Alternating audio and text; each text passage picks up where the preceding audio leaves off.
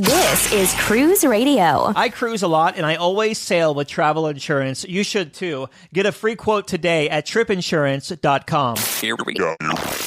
Broadcasting from the tripinsurance.com studios in Jacksonville, Florida. This is Cruise Radio. Hey, how's it going? My name is Doug Parker. Thank you so much for checking out this episode of Cruise Radio. Very happy to have you here, my friend. Coming up on this week's show, a review of Norwegian Joy out of Los Angeles. But first, staff writer Richard Sims is here with Cruise News. Hey, Richard. Hey, Doug. Kicking things off with earnings reports from two cruise lines. Yeah, it was sort of a good news, bad news scenario. It was good news for Royal Caribbean and not so great news for Norwegian. It turns out Norwegian posted a loss of about $40 million on, now, granted, that's on revenue of $2.1 billion, so it's not like they're really hurting, but all of the various factors, when they're combined, sort of combined to indicate that there's a little bit of a softening in the market where Norwegian is concerned. In fact, they had been forecasting a full year growth of 3%. And after this earnings call, or in this earnings call, they lowered it to be between 2 and 3%. They said that the total revenue and passenger cruise days were down partially because there was a lack of capacity due to dry docks. In other words, when the ships are in dry docks, they're not sailing, let alone at full capacity. And so that kind of factors in. They had enough dry docks over the course of the first quarter that it impacted the amount of people and impacted their overall revenue. So not particularly great. They did say, however, that the onboard per passenger per day spending was up. It went from $367.63. Actually, that's not true. It went from $358.48 up to $367.63. That doesn't seem like a lot, but when you're looking at that as being, that is basically the cost of your ticket and your onboard spending per day. So we're looking at $367.63 per day per passenger. That's a pretty good number. So, overall, it's not like it's terrible news. In fact, Norwegian went out of their way to make sure that people knew that they would be focusing on maintaining prices as opposed to trying to make up this difference by offering discounts. So if you thought that, them losing money and their stock taking a bit of a tumble as a result of this news meant that you'd be able to rush out and get a cheap cruise on Norwegian, that's not the case. They have very much resisted the urge to do that. As for Royal Caribbean, their report could be summed up in a song lyric. And fortunately for you, I'm not going to sing it, but I'm just going to say everything is coming up roses. Basically, they reported higher revenues and lower costs. They also mentioned that very specifically it was tickets. Ticket prices being high and maintaining that level have allowed Royal to sort of sail through what seems to be a bit of a rough patch for Norwegian. During the calls, both lines spoke about their private islands and changes that were being made. Both talked about the importance of onboard spending via extras such as specialty restaurants or the casinos. But again, in both cases, don't be looking for bargains because Royal Caribbean is also saying basically we're doing things right. We're being rewarded for it. We're making the money. We're seeing onboard spending rise. We're seeing tickets sell at a good price. We have a great forward booking, meaning passengers booked through the rest of the year and into the next year. So yeah, they're not going to be offering any discounts either.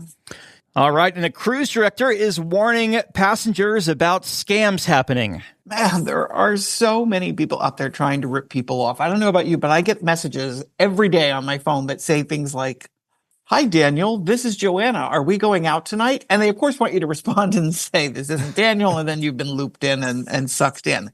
In this case, a popular Carnival cruise director named Kendall Fire has reported that someone out there is using their names to sell things like private tours and events on the cruise.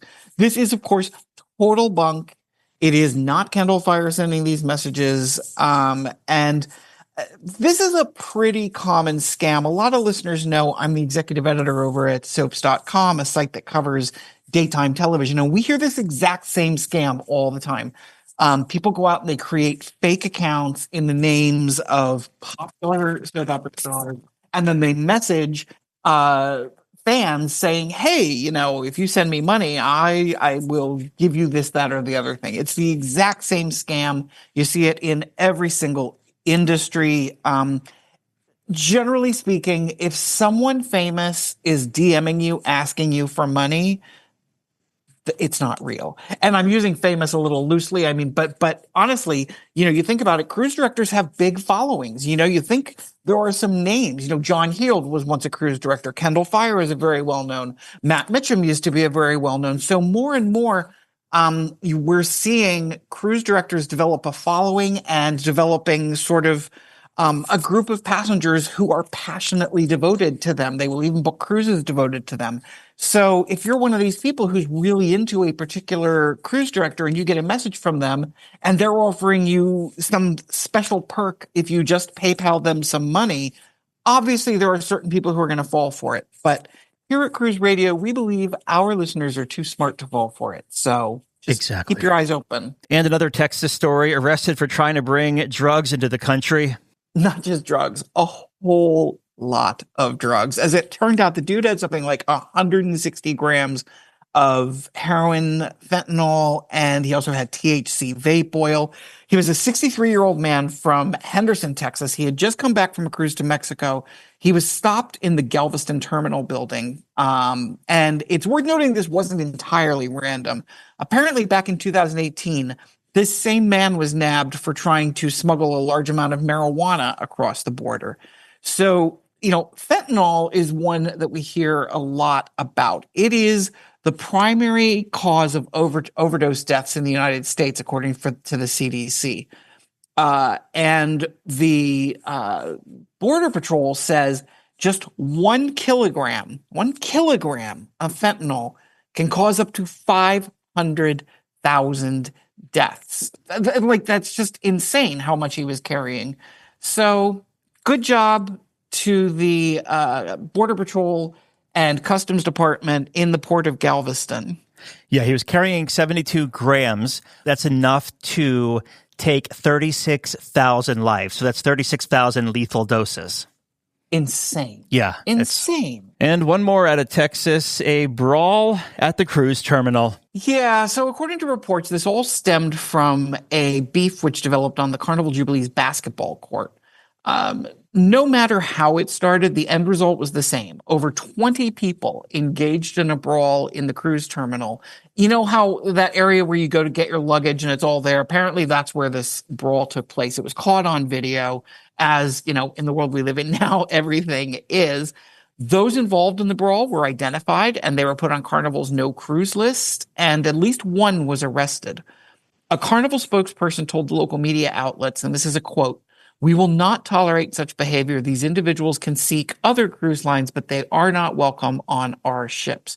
Now, interestingly, when we reported on this, if you read the comments beneath the various stories of this, a whole lot of people have been suggesting that cruise lines should basically share the name of these passengers. And not just in this case, but in any case where they're putting somebody on a no cruise list, they should share them with all of their brethren so that basically the cruise industry can create a ban list across all of the different lines. If you're banned on one line, you're banned from all of them. I don't know what the legalities of that would be, but it's certainly something that a lot of cruisers are suggesting they would like to see so that they don't wind up on a cruise with people who have already proven themselves, not exactly the kind of people that you want to be on a ship with. And finally, it looks like Royal Caribbean is experimenting with a new perks package, but it doesn't come cheap at all. Whoa, that's for sure. So we heard from a passenger on Freedom of the Seas. They reached out to tell us that they were staying in a regular standard balcony, but when they went on the app, they noticed that they were being offered something called the Royal Genie Pass. Basically, this offers a lot of the same perks as the Genie. The Royal Genie is something that if you book one of the really high-end suites, it comes with that. Here, they're allowing you to buy it at a price of $300 per person. Now, if you have kids, consider yourself lucky because they get a break. They only are charged $200 a person. Oh, and by the way, it's not $300 a person for the length of the cruise. It's $300 per person per day. This appears to be something that they're experimenting with. And it's hard to imagine someone paying $300 a day for these perks as opposed to just, laying out the cash and paying for one of the nice suites. But I think it's the kind of thing where the cruise line is looking at it and saying, well, hey, if we offer it, maybe someone will take it. And there are people like that. We all know. It's the same people who place outrageous bids to upgrade without realizing that they probably could just get that upgrade cheaper by having booked it originally. The Genie perk does come with a lot of nice things. You get concierge service and premier dinner reservations and stuff like that. But I don't know that I would ever consider it a value of any sort other than a bad value at $300 per person per day. Would you agree? Yeah, so family of four, that's $7,000 extra a week on top of already booking a balcony cabin. So that's insane. Yeah, Who that's another would do suite. that? Like, again, you've already paid. Let's say you paid $3,000 or $4,000 for your balcony. Mm-hmm. You're paying another $7,000 on top of that. I'm not great at math, but that's around $11,000. You could book a suite for that. All right, question of the week comes from Barney. Email yours, doug@cruiseradio.net. Do any cruise lines offer special dietary choices for people with significant dietary restrictions? 100% yes. In a lot of cases, what they will do is, first of all, you can contact the cruise line in advance to let them know and to find out what their policies are. That's always a smart idea. A lot of times what will happen, and I've traveled with people who have very specific dietary restrictions, they will on the first day send a chef around to meet with you and to discuss. And sometimes they'll do it once at the beginning of the trip. I have seen ships where they do it every day. They come in and they say, okay, here's our dinner menu for tomorrow. Is there something here that you'd like that I need to alter to meet your specific needs?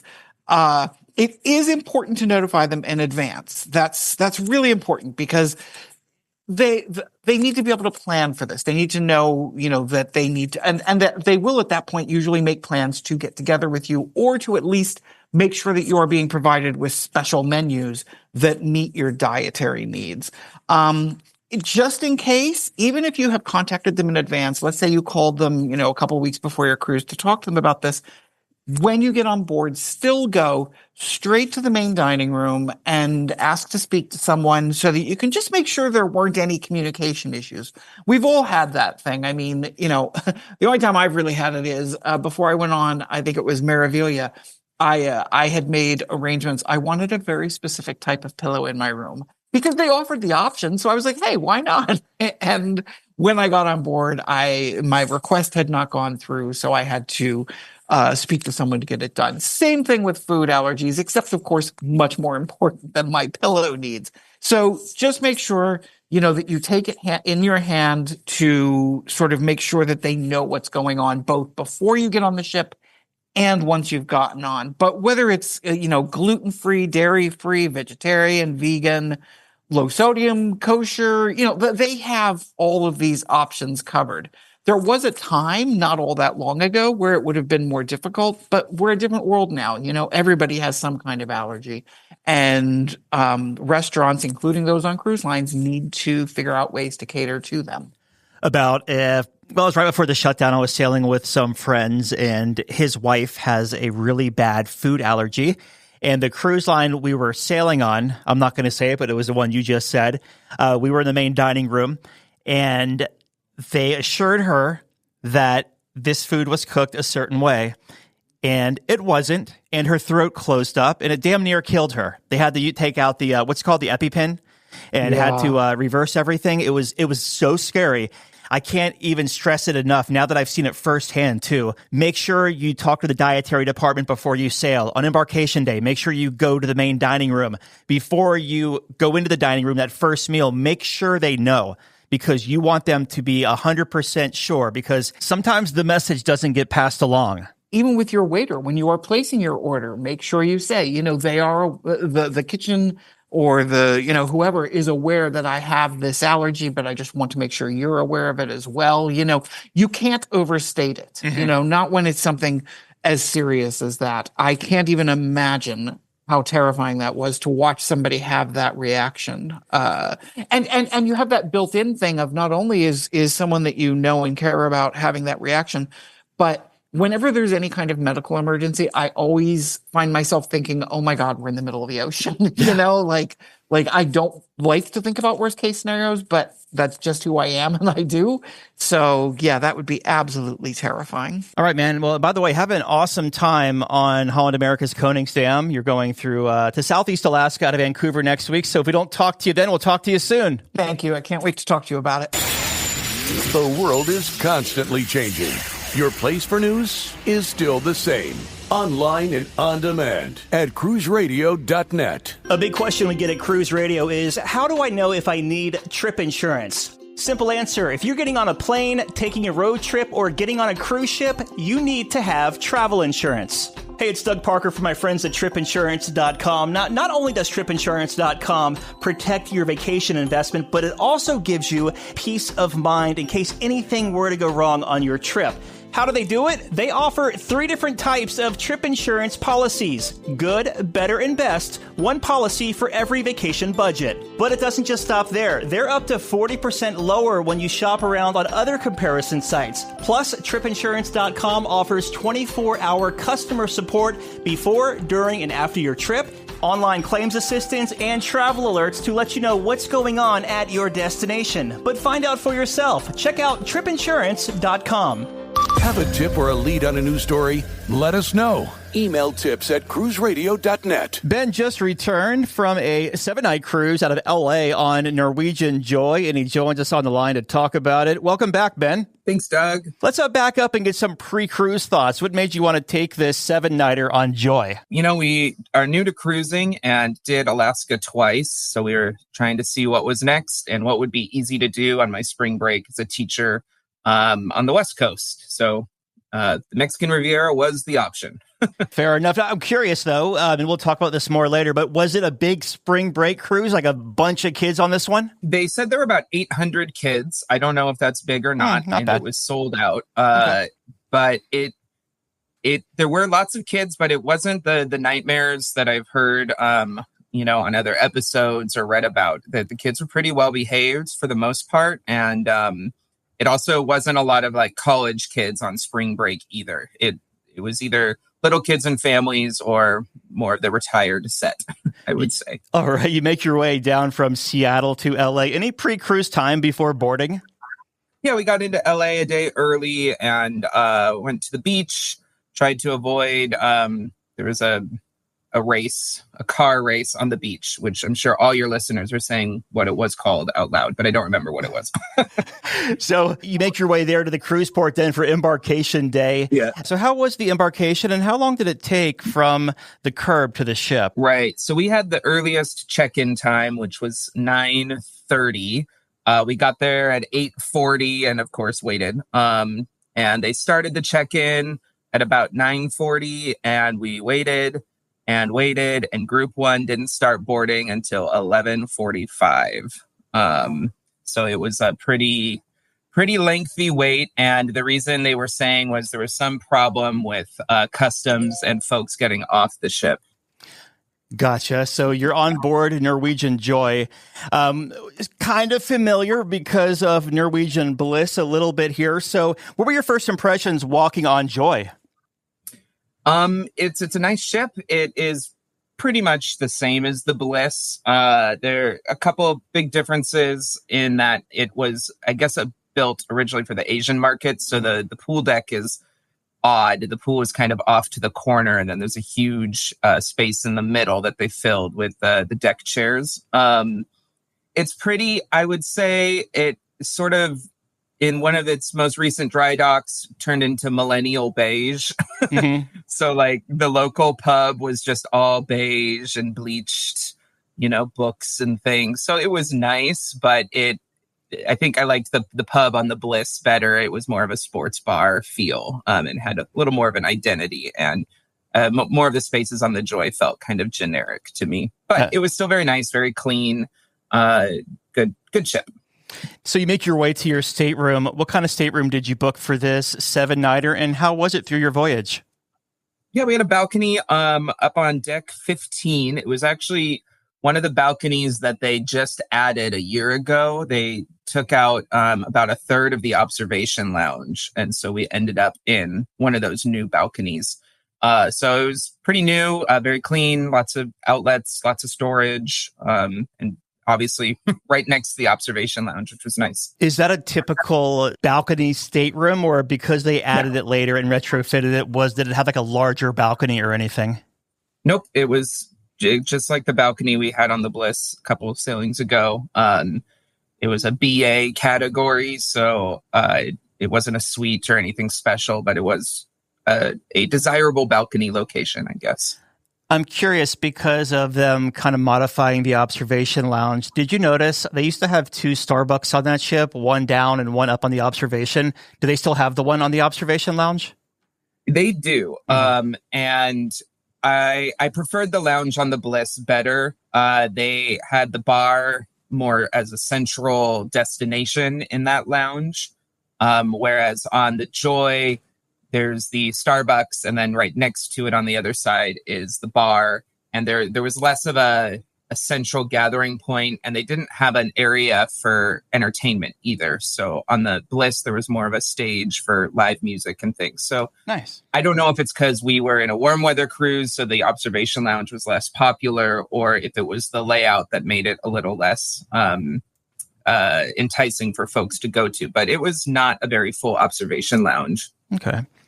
And the Garden Cafe, so we'll talk about the food now on Norwegian Joy here, and the Garden Cafe, which is their buffet on board. On this ship, the buffet basically spans both sides, port and starboard. So with that being said, what did you think of the buffet as far as the food quality, and did it ever feel too crowded? You know, it didn't feel too crowded. I have to admit, we didn't have any proper meals there. We went through on 2 occasions. They make fresh cinnamon rolls in a sheet pan with that gooey icing on it. Mm-hmm. So I wanted to get those because they're hot and fresh and you can't get them anywhere else on the ship. So I went in once for those. And then I also went in once to the bar in the Garden Cafe to get a fresh juice. They have a juicer station there. So when we walked through, though, it was busy, but there was plenty of seats, especially all the way forward was pretty empty at peak breakfast time. So not too bad. Yeah. With the fresh juice, curious, did you have a drink package that included that, or was that extra? It was extra. It was $5 or something. Okay, gotcha. Now, as far as dining around the ship, and we'll call it the main dining room, even though it's really kind of just broken up in different dining venues on board, mm-hmm. but there's like the major one, which I can't remember the name, and there's Taste and Savor, I believe. Is that correct? Yeah, that's it. So we did 2 dinners in the Manhattan room, mm-hmm. And they were both great dinners. I recommend it. The food was really hot. The service was good. They still come by with the crumb scraper to clean off your tablecloth after the bread course. So those were great dinners there, and no complaints. We didn't do dinner at Taste or Savor. We had a number of breakfasts there because we, again, didn't do the buffet for breakfast. So we would go down for a sit-down breakfast and had one lunch. Then we did a lunch at the local pub, and it was good. And another lunch at the American Diner, and that was really good. We got there when it opened because it's right by the pool deck, and I knew that there'd be a long line if we waited. So we got there when it opened and had a really great flaky fried fish sandwich and a burger, and did the upcharge milkshake too, and it was worth the $5. Yeah, it was a great lunch. So you mentioned the American Diner. So when I was on board Joy, it was like one of the first ships to roll out the concept because they were kind of transitioning. It used to be on the other ships, the Margaritaville at Sea Restaurant. But you say the upcharge. So is it complimentary dining in there? Yeah, so it's complimentary now. And the only charge is if you want one of those made-to-order milkshakes where they deck out the rim of the glass with chocolate and cookies and all that. If you wanted to eat up there, do you have to make reservations or is it just walk up? No reservations. It is walk up, and both on the Bliss and on the Joy. I know that their service gets slowed down quite a bit because it's right by the pool deck for lunch. So I'd recommend either walking up and knowing that you're going to wait, or get there 10 minutes before it opens and eat right away. So how about any specialty dining venues for dinner?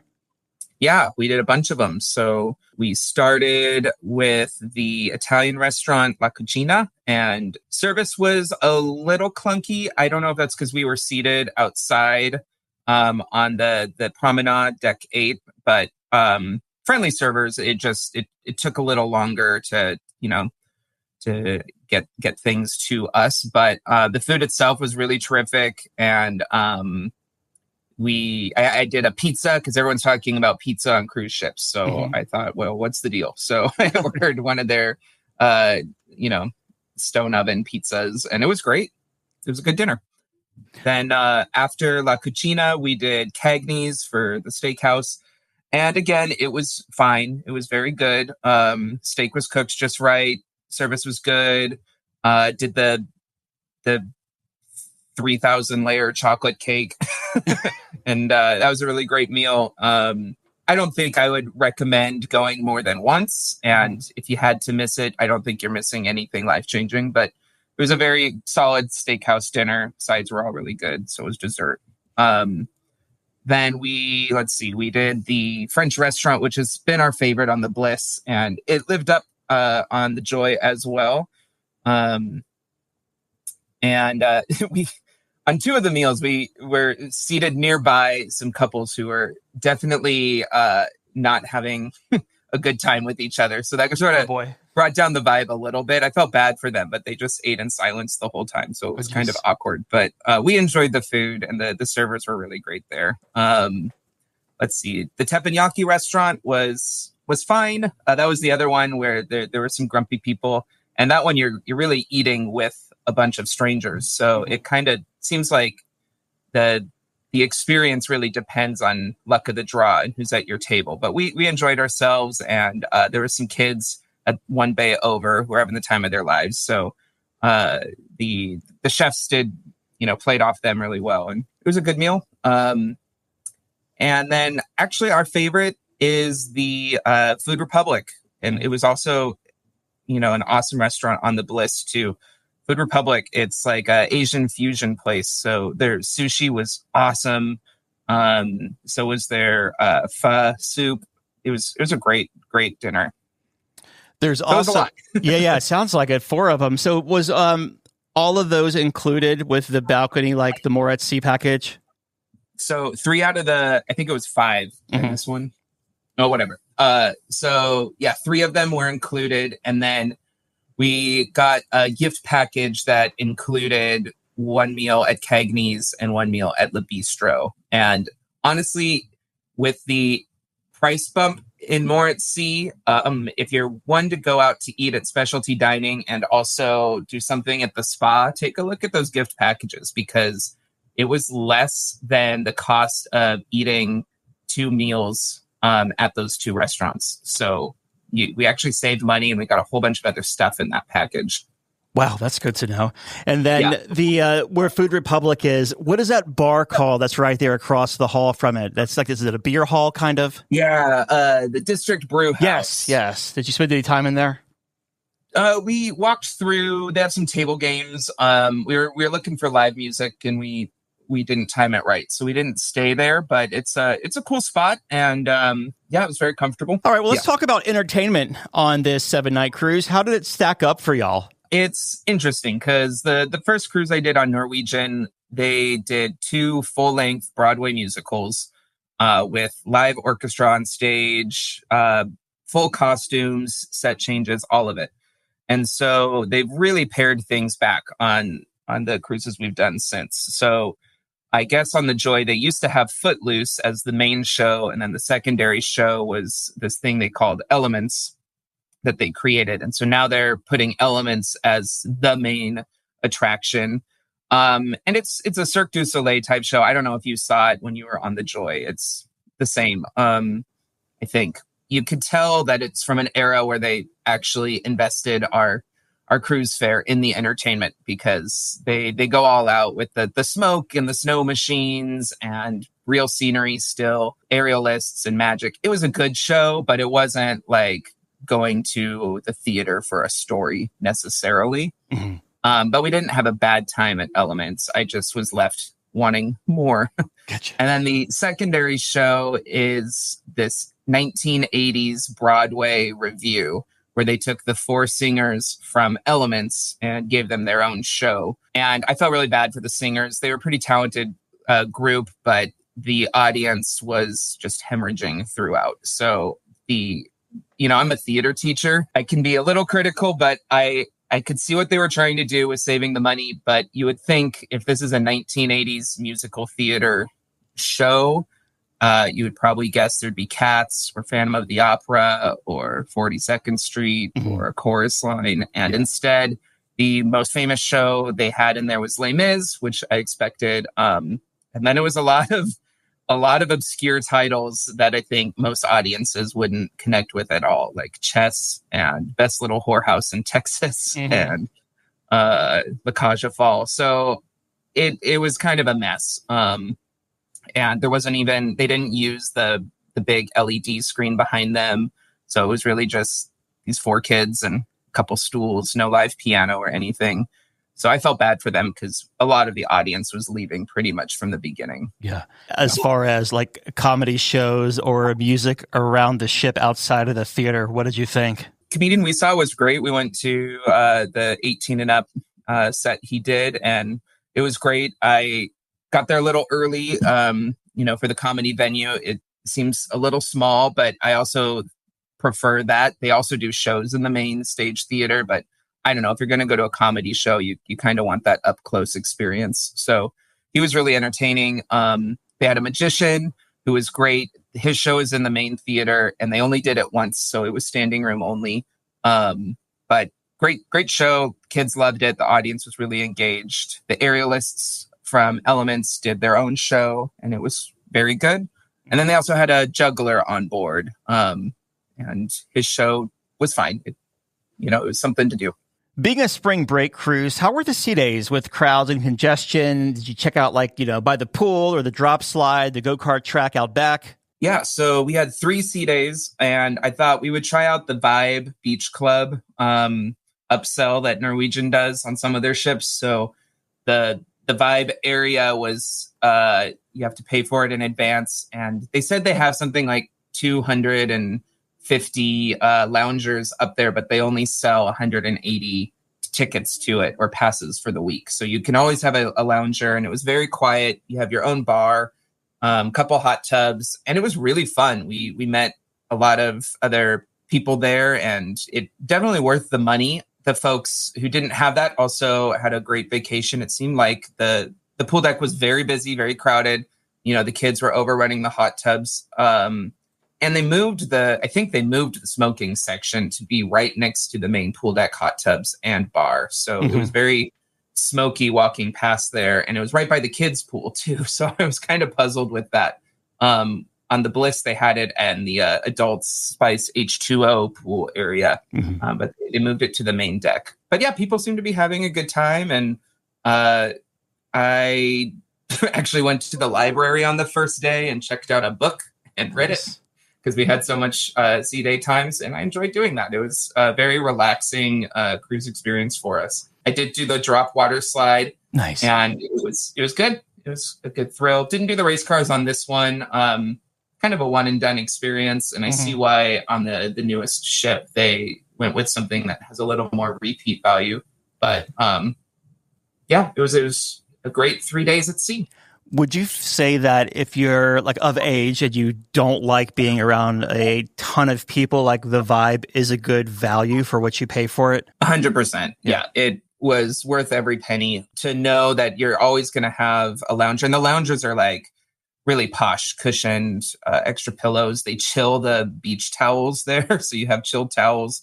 And then the staff is wonderful. They learn your name on day one, and they know what drinks you like. And they even came and were like, hey, we noticed you're having wine. Do you know, there's a wine tasting later. We can we can just call down and put your name on the list if you'd like. So the service was really great. And I would definitely say it was worth the upcharge, especially if you're planning to have time outside or hot tub time, or you've got a number of sea days on your itinerary. I think it would be silly to buy it for an Alaska cruise. I'd say get the thermal spa for an Alaska cruise on Norwegian. But if it's a warm weather cruise, the vibe was awesome, and we won't cruise again without it.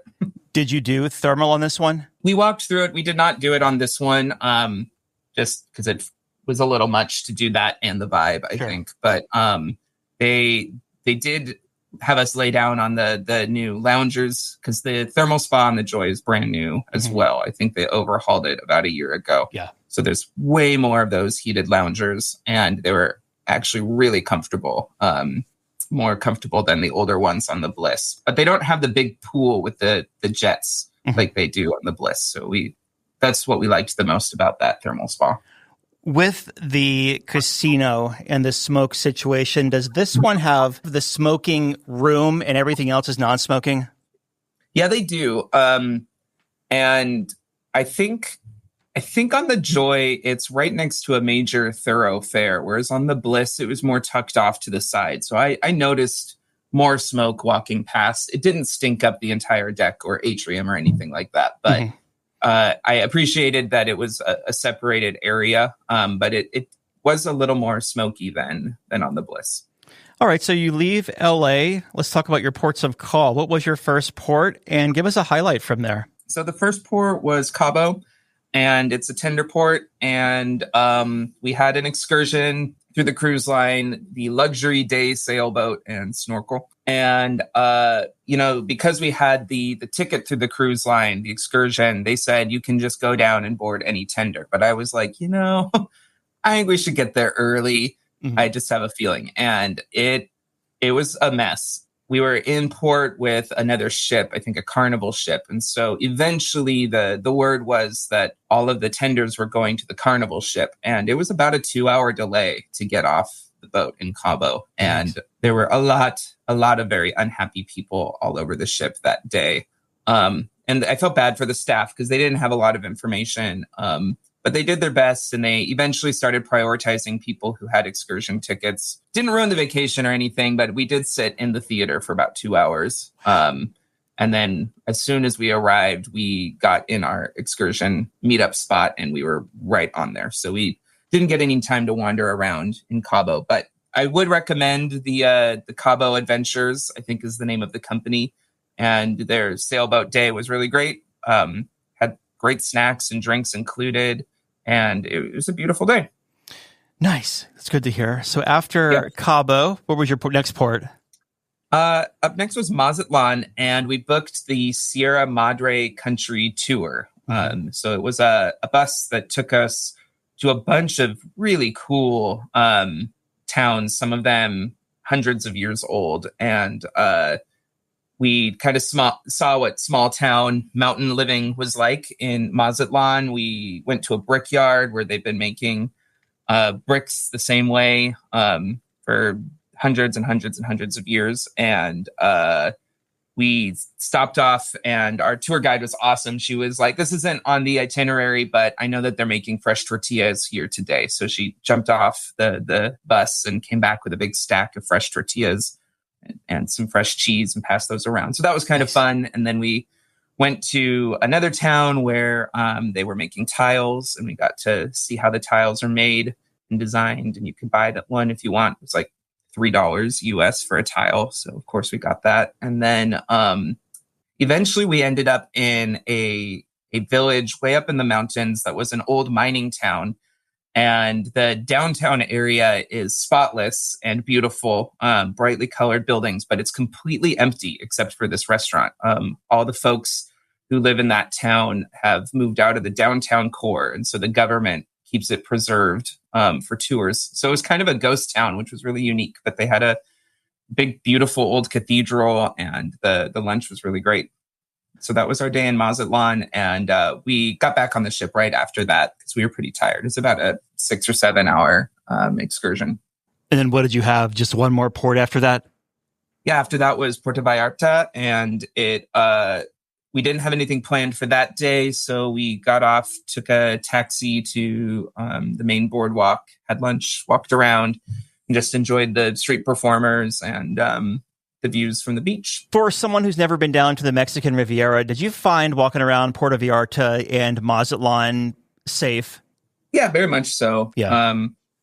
Puerto Vallarta was just very international tourist destination. There was a lot of armored, I don't know if they were military or police, but there was a lot of security presence. And they were all very relaxed and friendly, but you could tell that the Mexico knows what they're doing, and they want to make sure that the tourists have a good time. Yeah, that's good to hear. So you make your way back to LA.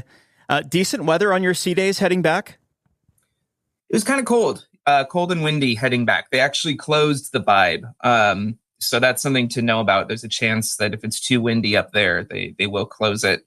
But I feel like we definitely got our money's worth the rest of the cruise for it. But it was cooler and windier on the way back, but we still had a good time.